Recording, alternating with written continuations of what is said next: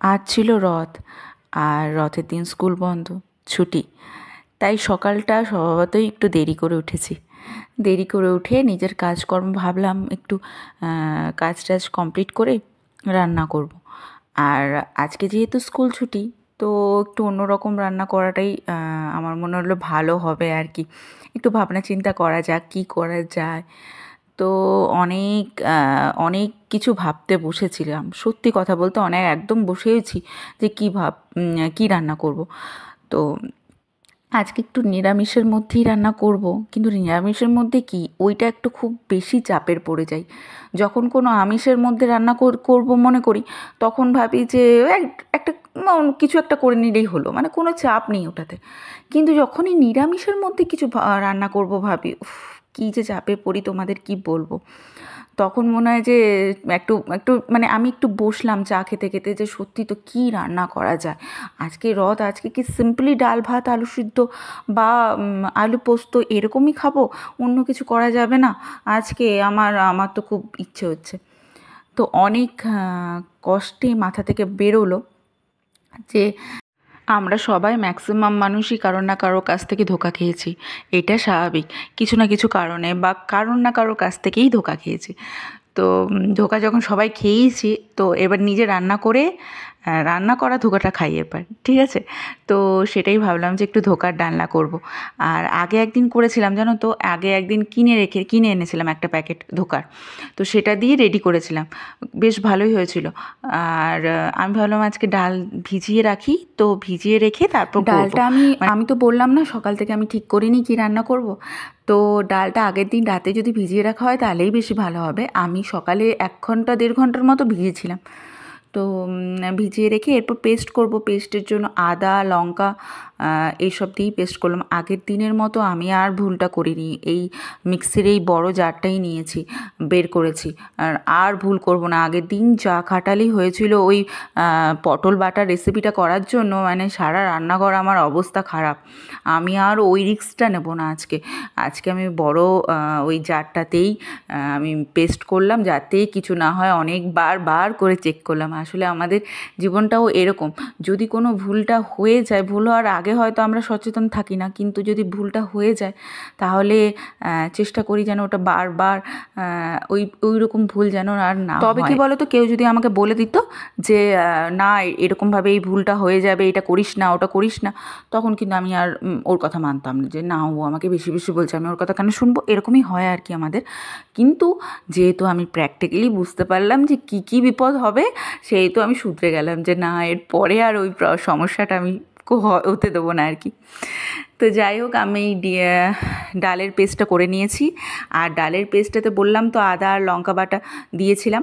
আর তারপর কড়াইতে একটু তেল নিয়ে আর কালো জিরে নিয়ে একটু কড়াইতে এমনভাবেই একটু মানে নেড়ে চেড়ে নিলাম, যেটাতে একটু যেন কড়াই থেকে ছেড়ে ছেড়ে আসে। তাহলে আমি সেটাকে নিয়ে এইভাবে একটা থালাতে প্রথমে একটু তেল নিয়ে নেব।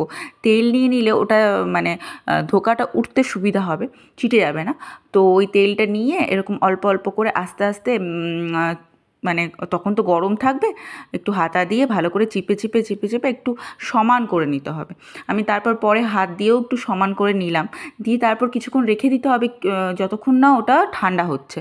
তো ওটা একটু ঠান্ডা হয়ে যাবে, তারপরে আমরা একটু ছুরি দিয়ে একটু শেপ দেবো, বরফি বরফি টাইপের শেপটা আমরা কেটে নেব। কেটে নেওয়ার পর তারপরে আবার আমরা তেলে ভাজবো।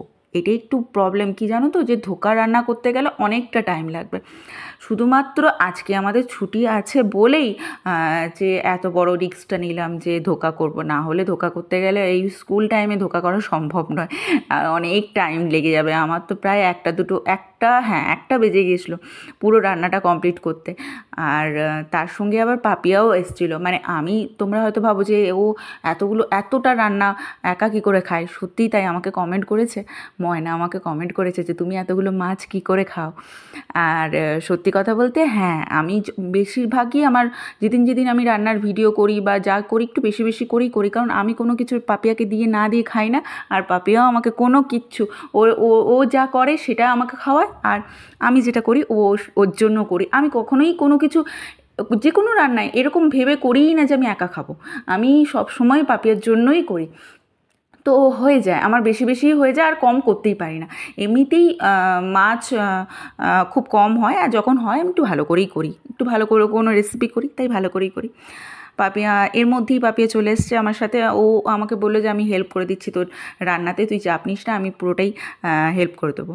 তারপরে ওই ধোকাগুলোকে ভালো করে ভেজে নেওয়ার পর তারপরে একটু ওই ছোটো ছোটো আলু কেটে একটা ঝোলের মতো করব।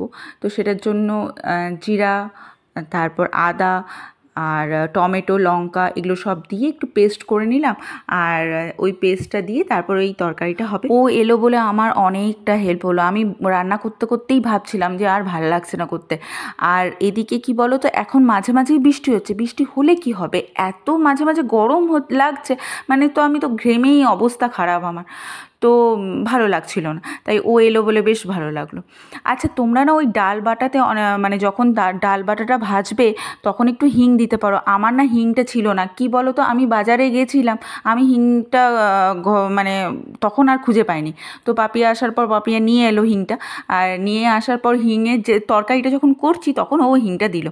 তবে তোমরা হিংটা তখনও দিতে পারো, ডাল বাটার সময় খুব ভালো লাগবে।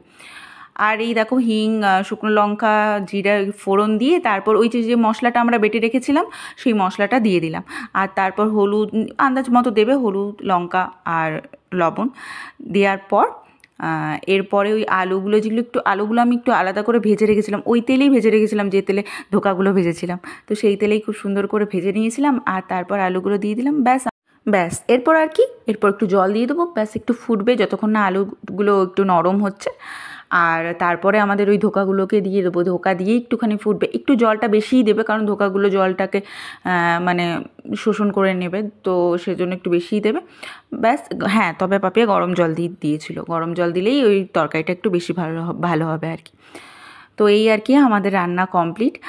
সকাল থেকে রথের দিন এইটাই প্ল্যান ছিল যে শুধুই রান্না করব আর নিজেরা গল্প করব, আর বিকেলে রথ দেখতে যাওয়া, জিলিপি, পাঁপড় এগুলো তো আছেই, রথের দিন বলে কথা, ওগুলো না হলে হয়। তো চলো, আমার রান্না একেবারে কমপ্লিট। আর হ্যাঁ, আমার তো গোপালের সোনারকে একটু পুজো দিতে হবে, আজকে রথ বলে কথা, তো ওকেও খুব সুন্দরভাবে আজকে আমি সাজিয়ে নিয়েছি নতুন জামা পরিয়ে। তো আজকের জন্য এইটুকুই, টাটা।